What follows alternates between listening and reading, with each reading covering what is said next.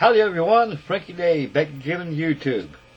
This evening YouTube I have the finishing build of my F4 Phantom by Monogram Models on 1/48 scale.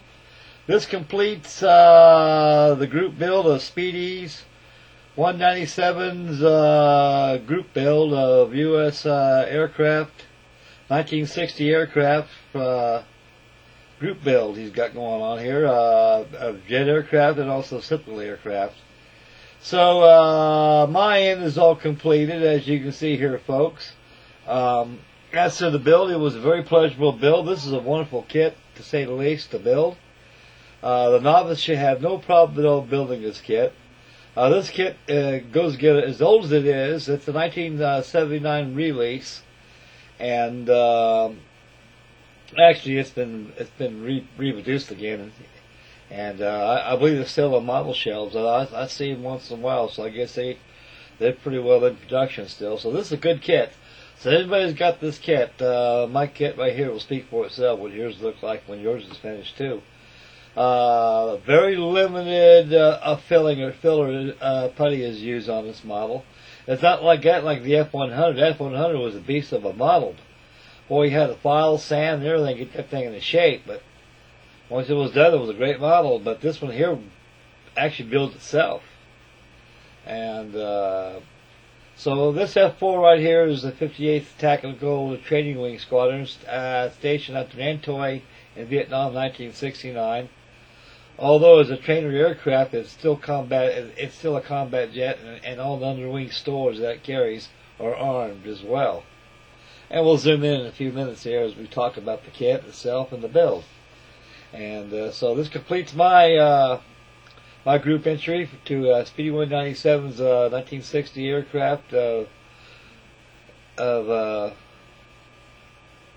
1960s.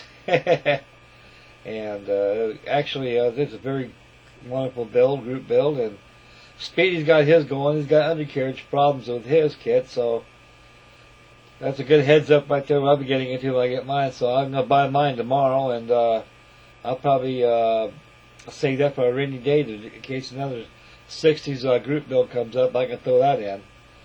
But I got more fish to fry, folks. So I finished my F4 Phantom, so this shuts down the group, my group builds, any group builds until the first of the year.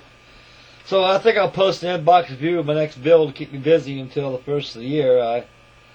I was debating on bringing my Shackleton out and starting that, or go to something else, but I really haven't made my mind yet. Though I'll tell you one thing: that USS Arizona sure is calling on me, and I'll probably start that the first of the year. So anyway, back to the F4 Phantom on Speedy 197's group build, of course.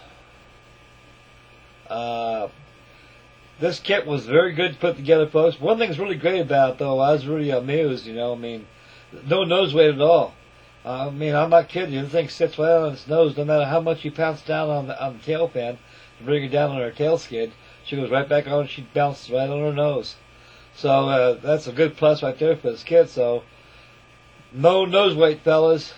It just sits on its wheels like the kit was actually designed. This is called the Candy Cane Air Force with the red and white stripes on the wings. And I forget who the pilot is. It's in the instructions somewhere, so I'm not too keen on who flew this aircraft, but I can vouch that the F4 Phantom was one hell of an airplane. Being an ex-Navy man myself, I've seen plenty of them in action. I was aboard carriers, and they're a very wonderful airplane. They're a mean machine. They can carry a bomb load and then some. Right here, as we zoomed in, well, the cockpits I elected in a closed position. I wasn't put the pilot in there, so I elected not to. There's your arming pins right there that I installed on the missiles itself, and there's the candy cane markings on the F4 right here, signifying that's the 58th Tactical Air Wing Squadron. And there's the tail logo right there, so the 58th on there, and then got the strategic band on there. The afterburns are done by titanium, so instead of buying titanium paint, I just put black and silver mixed together and give it a wash of black. That solves the exhaust problem. On top of the horizontal stabilizers back there, that's the sheathing plate right there. It keeps the exhaust from the jet blast. because it won't take off the paint, so it's actually a special metal right there on there to keep it from burning.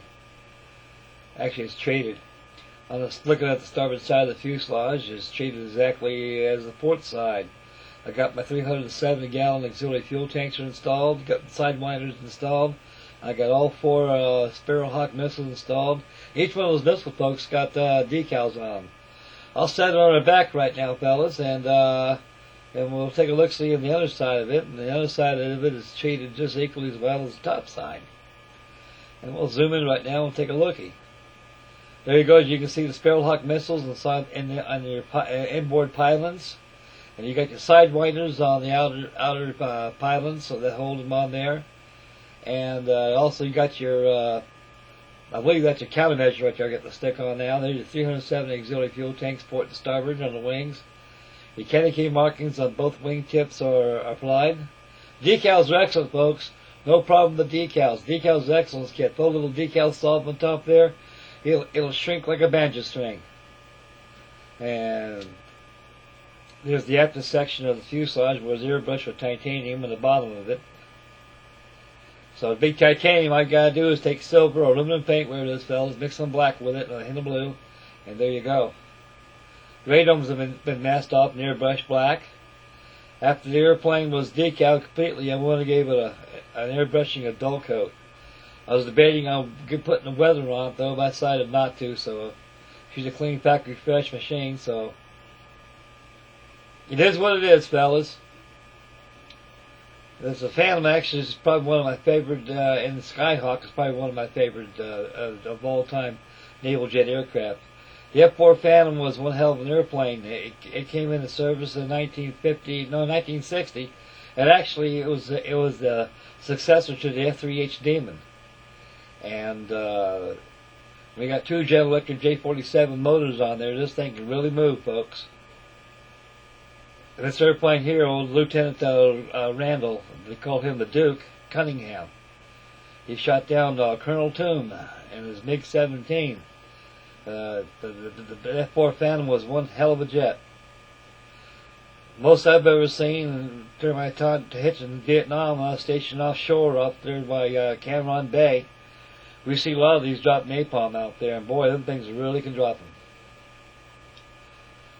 Well, folks, that concludes the build for Speedy 197. It's a very pleasurable build, and I'd like to thank Speedy for letting me in.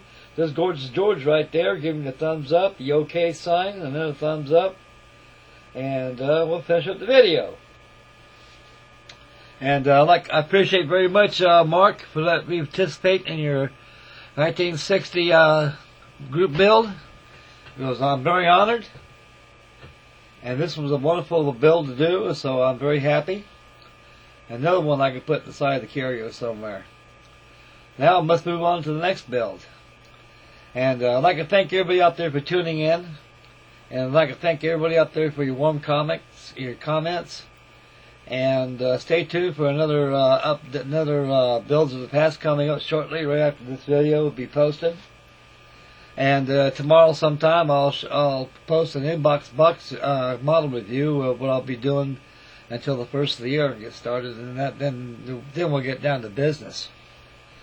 And that'll be that. So I'd like to thank everybody very much for your views and tuning in and everything. And may God bless.